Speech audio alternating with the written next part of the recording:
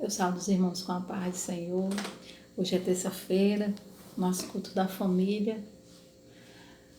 E quero aqui trazer a palavra do Senhor para que nós venhamos meditar. Que os irmãos abram sua Bíblia em Lucas 15, a partir do 11.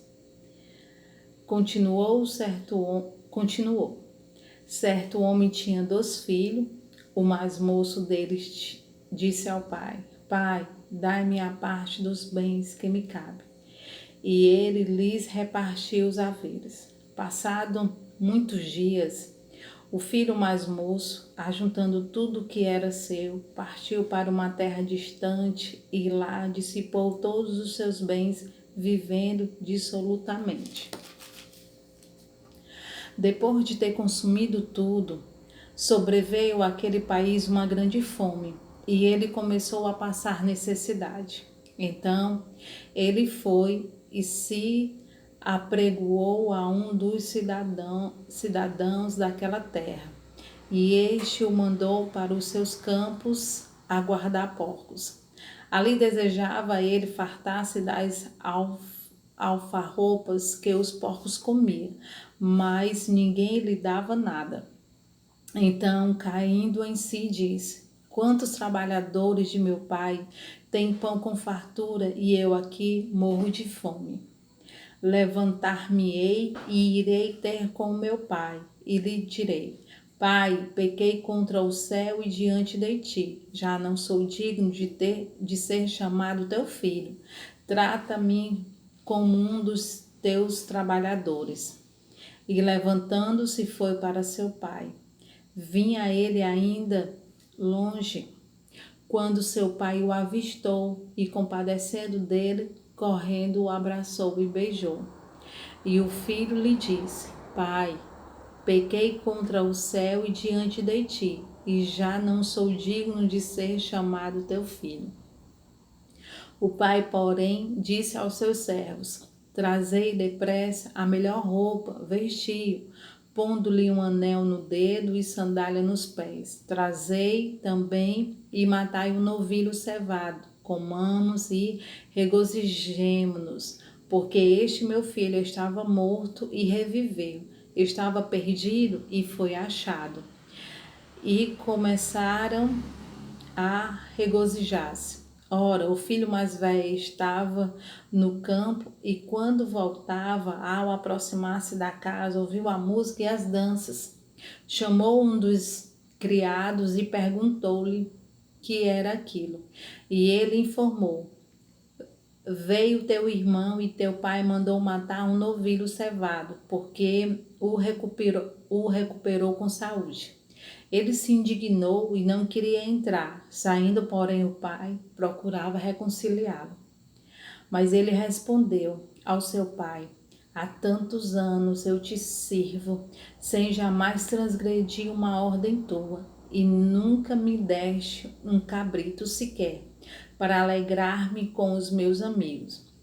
Vindo, porém, esse teu filho, que desperdiçou os teus bens com meretrizes, tu mandaste matar para ele o novilho cevado.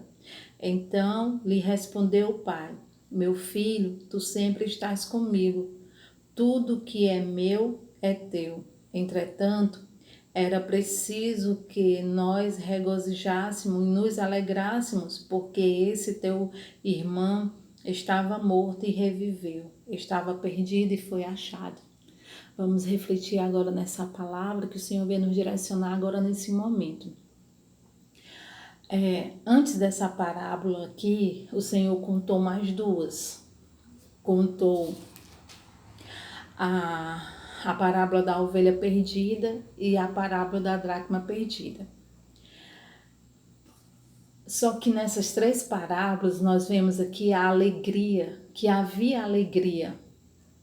Na primeira parábola, a ovelha perdida que foi encontrada, o pastor chama a todos para se alegrarem. A moeda perdida que foi encontrada, a mulher chama seus vizinhos para se alegrarem. O filho perdido que voltou para casa oferece uma festa e se alegra. Nessas 3 parábolas, irmãos, a única pessoa que não está alegre aqui e feliz é o irmão mais velho do pródigo. No meio dessa festa do encontro, do resgate, da salvação, há uma voz que discorda, há uma voz que não estava ali em acordo, e essa voz era do irmão. O irmão não estava bem. O filho mais velho está triste porque o pai recebeu o filho pródigo com alegria. O filho mais velho está virado porque o pai é misericordioso. O filho mais velho está do lado de fora, enquanto o filho pródigo está dentro da casa do pai.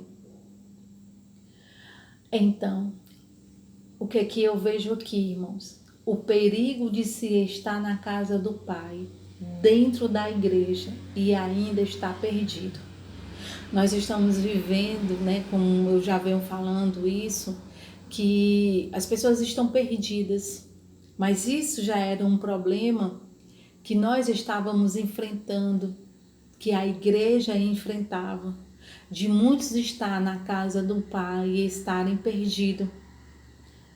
Muitos estavam na casa do pai, estavam perdidos. Hoje as pessoas estão muito perdidas de como vai ser o amanhã, preocupada diante das condições que nós nos encontramos, e uma série de coisas que vem acontecendo e isso está se prolongando.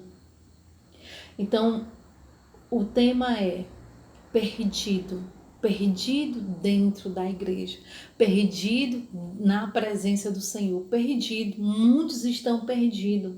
O perigo de estar na casa do Pai, dentro da igreja e ainda estar perdido.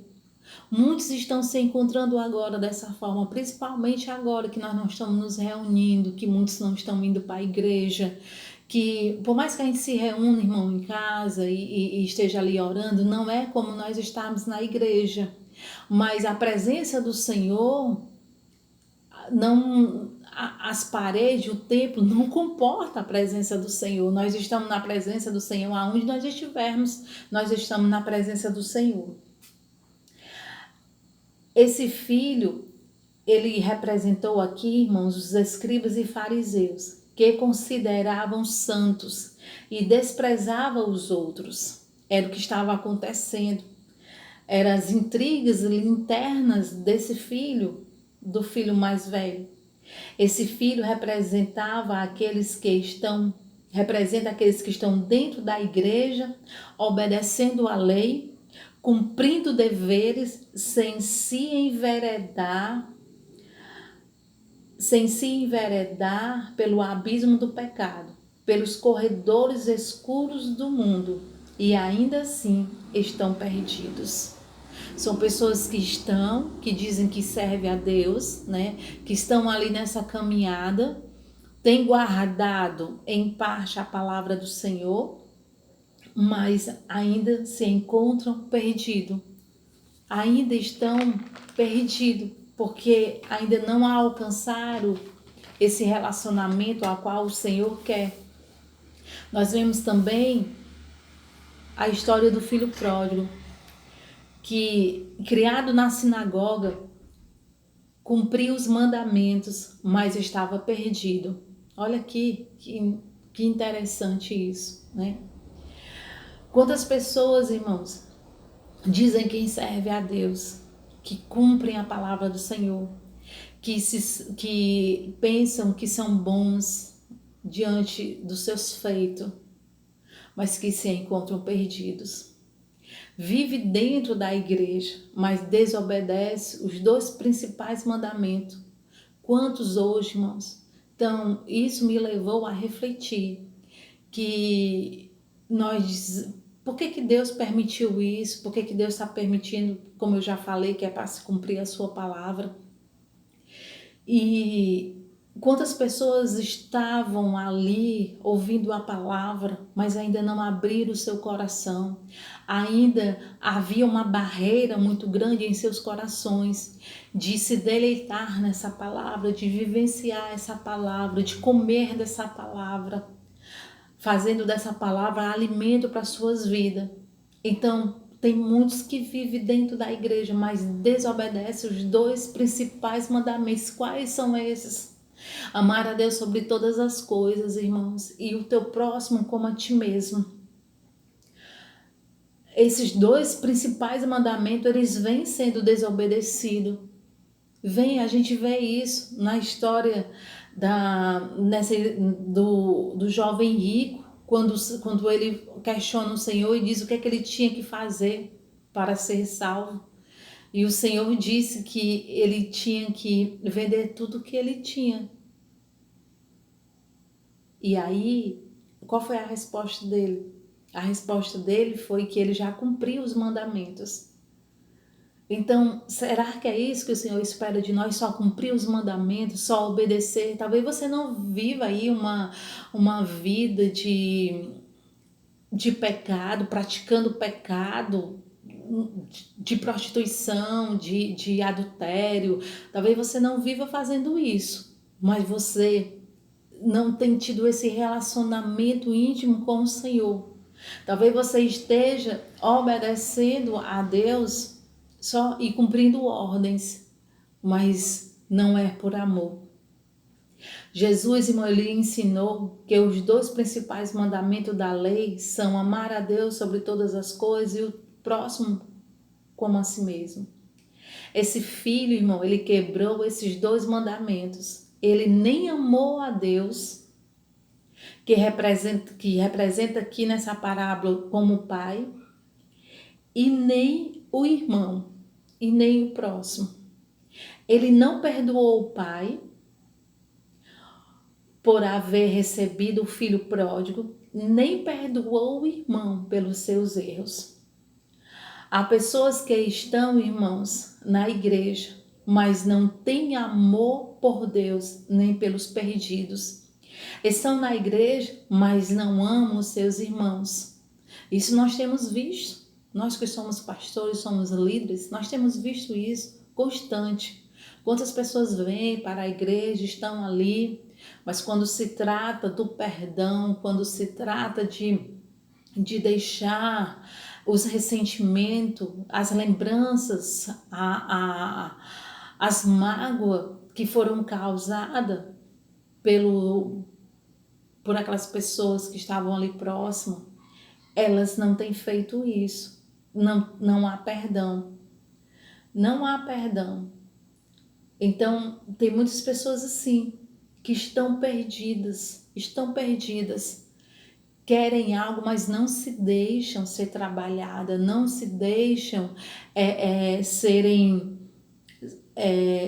construídas diante da palavra do Senhor, não se deixam, não querem nascer de novo. Tem pessoas que vivem dentro da igreja, mas está confiando na sua própria justiça. Aquele jovem ali, o irmão mais velho, ele era veloz para ver o pecado do seu irmão, mas não enxergava os seus próprios pecados. Ele era cáustico para condenar o irmão, enquanto via-se a si mesmo como patrão da desobediência. Ou como padrão da obediência.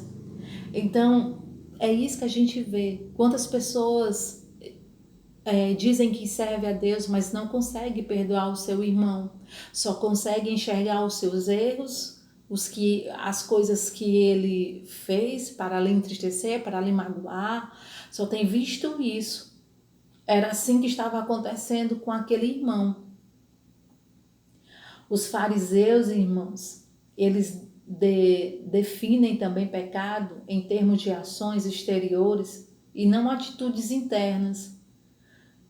Quantas pessoas são julgadas e são afastadas desse convívio de amizade, de aproximação, porque você o julga por algo que ele fez, por uma atitude que ele tomou ali impensado naquele momento, e você o julga como a pior pessoa que você não pode ter, que ele não pode, que não pode acontecer uma transformação na vida dele.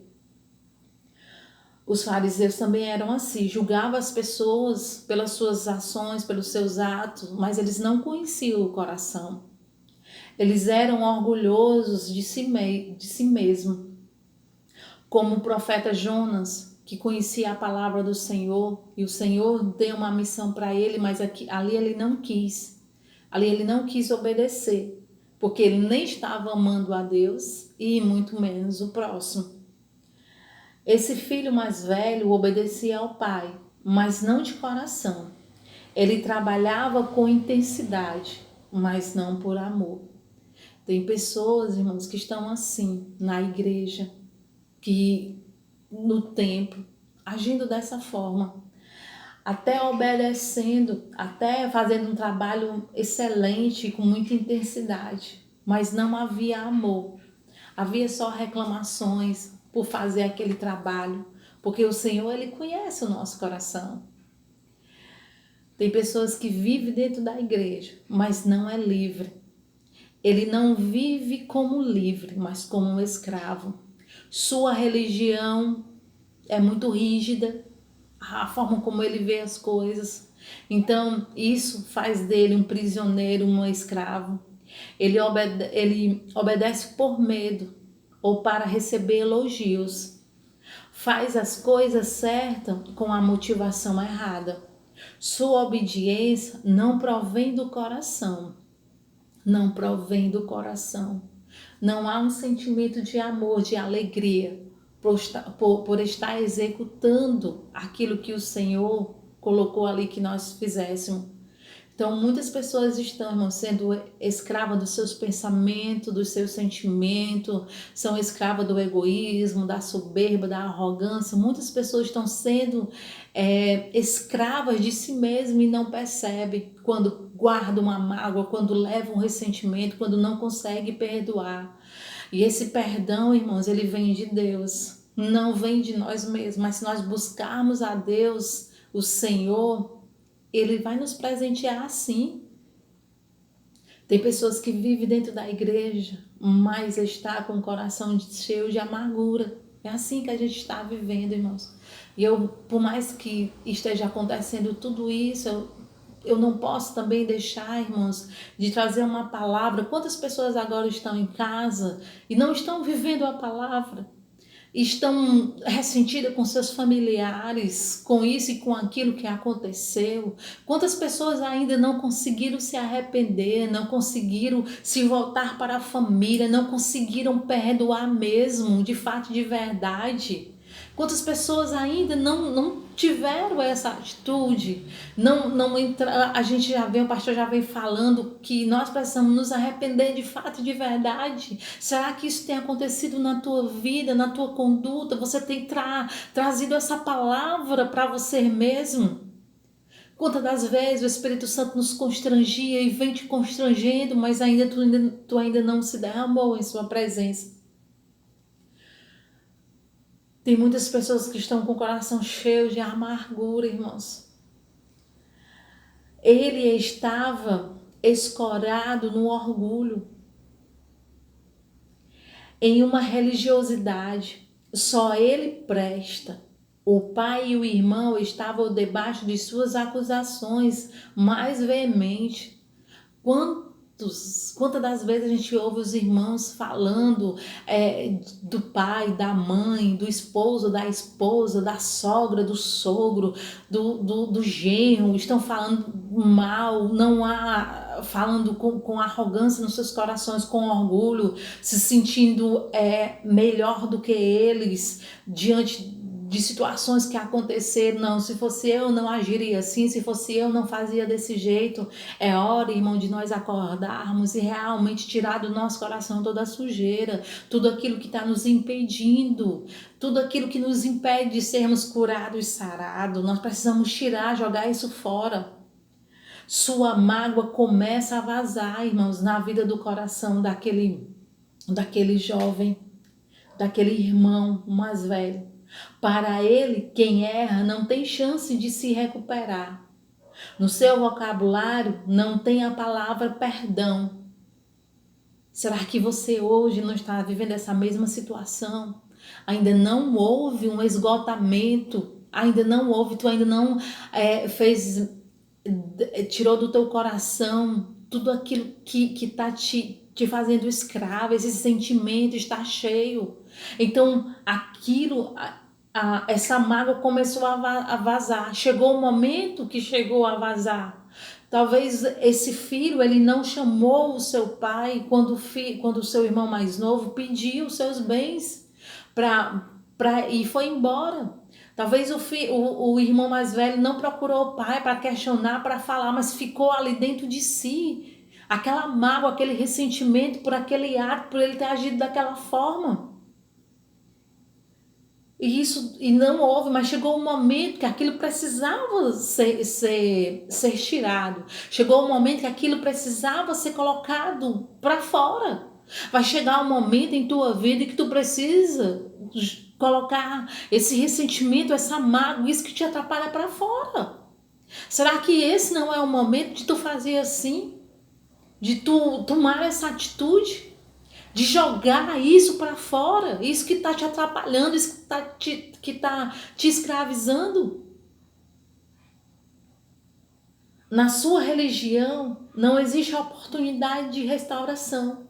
Religião que eu digo, irmãos, é aquilo que tu traz à tua mente, é aquilo que tu vem pensando, é aquilo que tu acha que é certo e tu vai levando aquilo daquela forma. É rígido em tantas coisas, é rígido em julgar o irmão das suas atitudes, mas não é rígido de se julgar, de olhar para dentro de si, de ver que pecou, que errou, que não é dessa forma, que Deus não se agrada. Sente-se injustiçado pelo pai, quando vê o pai ali fazendo o que o outro quer, vendo que quantos irmãos não se encontram assim, sendo injustiçado pela forma como está vivendo, como se Deus não estivesse olhando para você, como se Deus não estivesse provendo sustento para você, porque você já colocou na tua vida a forma como tem que ser cuidado, como Deus deve cuidar de você, como um pai que ama, cuida. Talvez isso era os questionamentos daquele filho mais velho, que ele estava ali questionando, que ele não tinha, e o pai não tinha tratado ele como estava tratando o mais novo. Talvez você se sente assim, tanto tempo que eu sirvo a Deus, você pode dizer assim, que eu estou na casa do Senhor e eu não tenho visto, você só olha para Deus e vê uma injustiça. Você tem dito assim, eu não faço isso o que o meu irmão faz, eu não faço isso o que o fulano faz, o que ciclano faz, eu não faço dessa forma, eu faço assim. E aí você vai se sentindo injustiçado pelo Pai, pelo Deus Todo-Poderoso. E não perdoa, nem restaura o relacionamento com o irmão, com o outro, porque se sente injustiçado pelo Pai.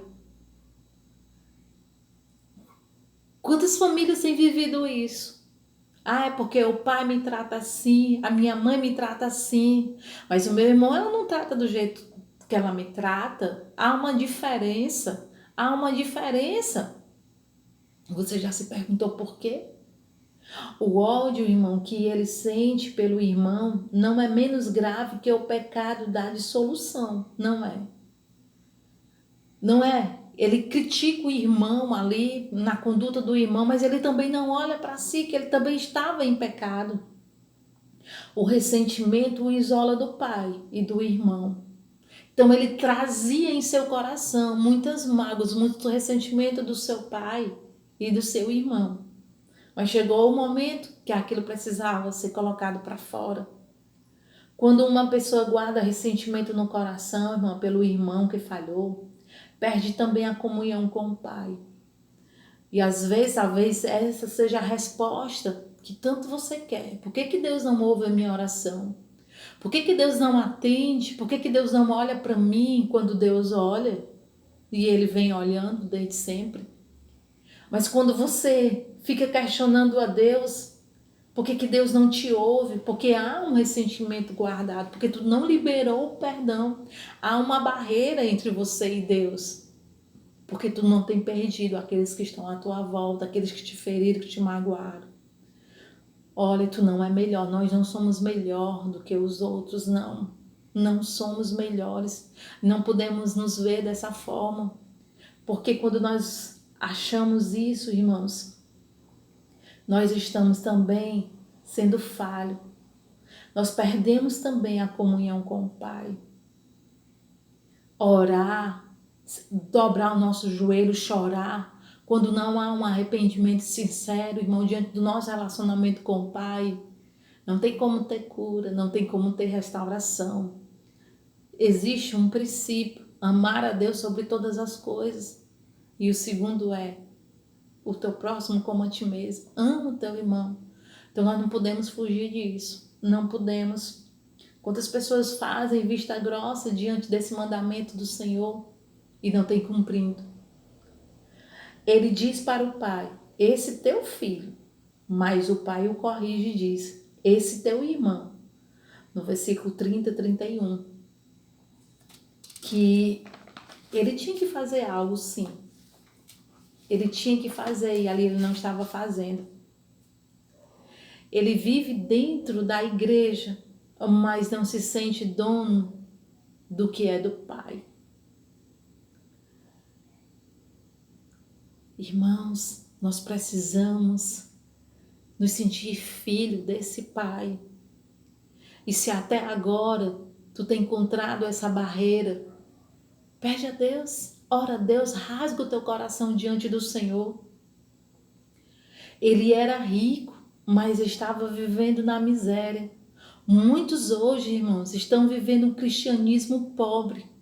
Vive sem alegria, sem banquete, sem festa na alma. Trabalhando, servindo, mas sem alegria. Mas sem alegria.